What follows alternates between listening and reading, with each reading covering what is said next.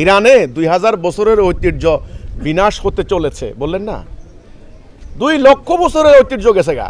মানুষের ইতিহাস কত বছরের? লক্ষ লক্ষ বছরের না, হাজার হাজার বছরের না। 2000 বছর তো কিছুই না। ঐতিহ্য থাকবে না, থাকবে না। মানুষ যখনই আল্লাহর ইবাদত বাদ দিয়ে যখন এই যে পুরো সভ্যতা, যেমন এখন পুরো সভ্যতা চলছে হলো সাম্রাজ্যবাদী, মানে ইউরোপিয়ান সভ্যতা, অস্ত্র ব্যবসায়ীদের সভ্যতা, এটা দাজ্জালীয় সভ্যতা, এর নাম আমরা দিয়েছি দাজ্জালীয় সভ্যতা। ওদের সভ্যতাটাও চিরতরে বিনাশ হবে, কারণ আছে। আল্লাহ কোরআনে বললেন কুল্লু মান আলাইহা ফান, সব কিছু বিনাশ হবে, শুধু থাকবে তার জালালিয়াত।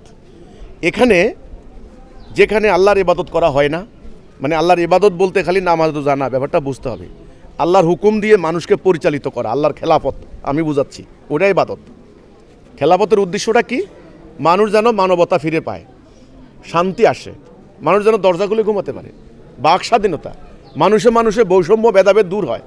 এটা হলো আল্লাহর খেলাফতের উদ্দেশ্য, আল্লাহর ইবাদতের উদ্দেশ্য। এটা যেখানে হবে না সেখানে বিনাশ হবে। এবার মসজিদ বলেন, মন্দির বলেন, আর গির্জা বলেন, থাকবে না। এই জন্য ইরানে 2000 বছর পুরানো ঐতিহ্য, তাদের হিস্ট্রি ধ্বংস হতে চলেছে। হ্যাঁ, হতে পারে।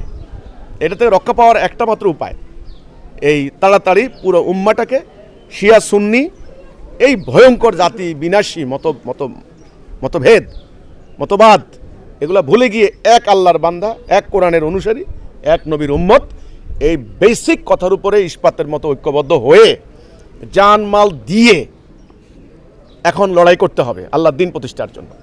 আপনার ঘরের মুরগি আছে, ওই মুরগি বেচতে হবে। ওনার ব্যাংকে টাকা আছে, ওটা দিতে হবে। আপনার বিল্ডিং আছে, দিতে হবে।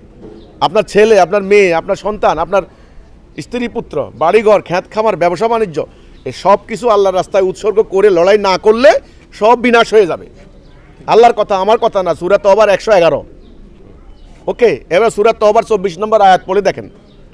যদি জিহাদ করা অপেক্ষা এগুলো আঁকায় ধরে বসে থাকেন, তবে সব বিনাশ হবে। ওই সূরা তওবার 39 নম্বর আয়াত, যদি আল্লাহর রাস্তায় বের না হও, কঠিন শাস্তি দিব, অন্য জাতি চাপাই দিব। এই অন্য জাতি চাপাই দেওয়ার কারণ, এই আধ্যাত্মিক কারণ, এই জিহাদ ত্যাগ করা। কাজেই এখন এই মানে রক্ষা করতে পারবেন না। রক্ষা পাওয়ার উপায় আমি তুলে ধরছি আল্লাহর ইচ্ছায়, জামানার ইমামের উসিলায়। এই রাস্তা আল্লাহ আমাদেরকে দান করেছেন।